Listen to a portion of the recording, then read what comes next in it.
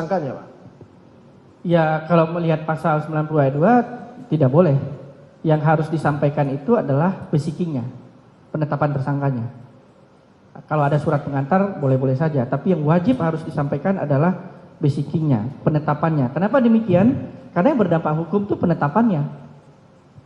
Maksudnya di situ ada dasar hukum hukumnya terhadap gitu perubahan ya. status seseorang tadi ya? Iya, perubahan statusnya. Karena penetapan surat penetapan tersangkanya itu yang harus disampaikan ke adresat pada orang yang disebutkan namanya di situ. Kenapa demikian? Karena dia bisa ngecek benar nggak surat itu, dasar hukum yang digunakan, apa saja yang disangkakan dan seterusnya, identitasnya dan lain-lain.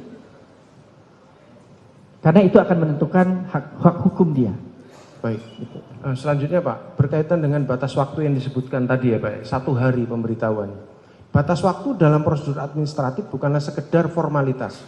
Karena batas waktu itu merupakan instrumen perlindungan warga negara dari kesewenang-wenangan atau arbitrary power.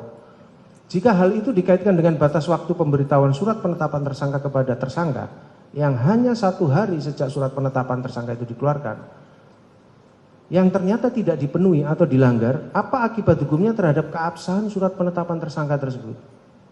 Norma ini bahasanya paling lama berarti tidak boleh lewat dari 1 hari. Kenapa demikian? Saya bukan pakar hukum pidana ya, tapi dugaan saya karena ini berkaitan dengan hak asasi seseorang. Karena ini hukum yang memaksa warga negara, jadi negara versus warga negara, kekuasaan versus non kekuasaan, sehingga kekuasaan itulah yang harus dibatasi, bukan yang nggak punya kekuasaan. Kekuasaan itu dibatasi dengan cara apa? Mengatur kewenangannya, mengatur prosedurnya. Nah, pasal 90 ayat 2 ini mengatur prosedurnya, diberitahukan paling lama 1 hari. Ya kalau itu lewat, maka dalam perspektif hukum dia cacat begitu, karena dia tidak menghargai pembatasan HAM. Maka kalau ini dilewati, signifikansinya itu. Kalau ini dilewati maka masuk ke dalam kategori cacat prosedur. Oke, terima kasih Pak. Pertanyaan